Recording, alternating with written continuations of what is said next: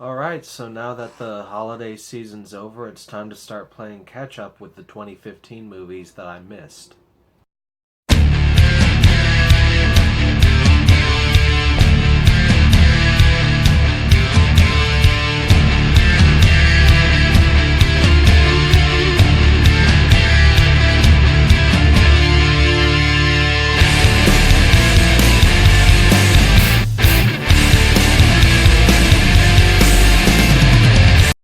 Anyway, in case you couldn't tell from the title of this video, tonight's movie review is on The Hunger Games Mockingjay Part 2. And I'm sure by now you all know the story of The Hunger Games. This is the final chapter of the series. The games are over. This is war. It's all coming to an end. First of all, I know I'm in the vast minority on this, but when I went to see the third Hunger Games movie last year, it was actually my favorite in the series so far. I know a lot of people didn't like the fact that there wasn't a whole lot of action in the movie, but I kind of liked how it had more of this slow burning quality to it, and it was more about this feeling of tension and build up. And in the case of this movie, it's still mostly about tension and build up. Okay, I'd just like to stop the review for a second to note that I'm going to film the rest of this review without using my new lamp. It kind of looked like I was about to be abducted by aliens there. And honestly, I'm feeling the softer lighting a little more. Now, don't get me wrong, this is still a really good movie. I don't want anyone to think I'm going to be bashing it all the way through, but in all honesty, I think it would have benefited from being a little shorter. I mean, the dialogue was okay. There were a lot of great scenes where it was just characters talking and it was building character. But at the same time, there were a couple of scenes that could have been taken out of the movie, and it really would have just benefited from it all the more. Now, when it comes to the character of Katniss, played by Jennifer Lawrence, I mean, she's awesome as always, and she does make a great main protagonist to follow throughout the movie. What more can I say? But there were a couple of moments where the character, just did some dumb things in this movie. Like there was one part where there's this guy who most likely wants to kill her, and he has a gun on him, as somebody points out.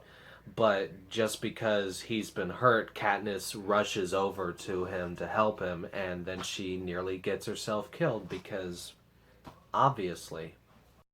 Oh shit, this alligator's got a thorn in its side. Let me just run on over and stick my hand in its mouth. There were other characters in this movie, though, which I thought were stronger, at least in terms of their storyline. And one of those, for example, was the character of Peeta.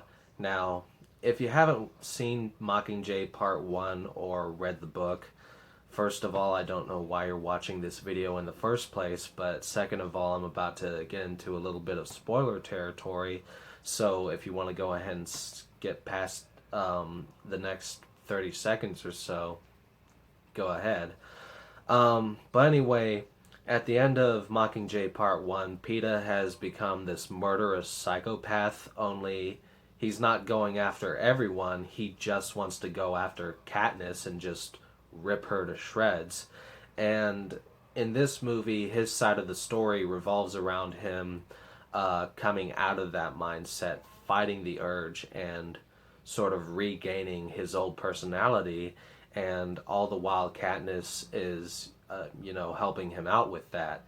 Now, in the other three movies, I didn't really dislike the character of Peeta. I did find him likable enough so that I didn't want to see anything happen to him, but for the most part I was just watching those movies for Katniss, and in short, Peeta as a protagonist got the job done. But in this movie I thought he really came into his own and was actually a lot more interesting than before. Next, I'd like to touch on President Snow for a moment. One of my favorite things about this entire movie series is the casting, and Donald Sutherland as President Snow looks like he stepped straight from the pages of the books, which I have read for the record. And, you know, I've made it no secret that I am a fan of movie villains as long as they're done well, and he does a great job in all of these movies.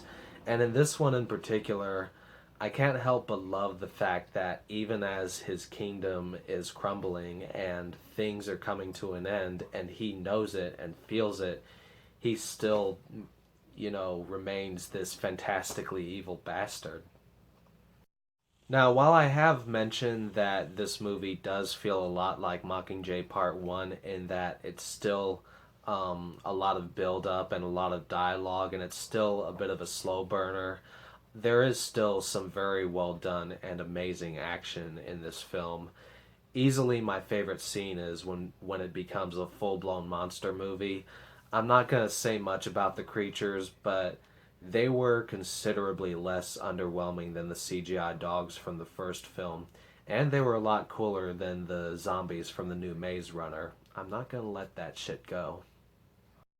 In the end, as far as this ranks with the other Hunger Games movies, um, I'm gonna have to say that Mockingjay is pretty much my least favorite out of the series, but don't let that turn you off. It's still very good, and even though I do have my nitpicks with Katniss making a couple of dumb decisions, as well as the fact that the movie would have been a lot better if it was shorter, I still think that it's well worth buying on Blu-ray once it comes out.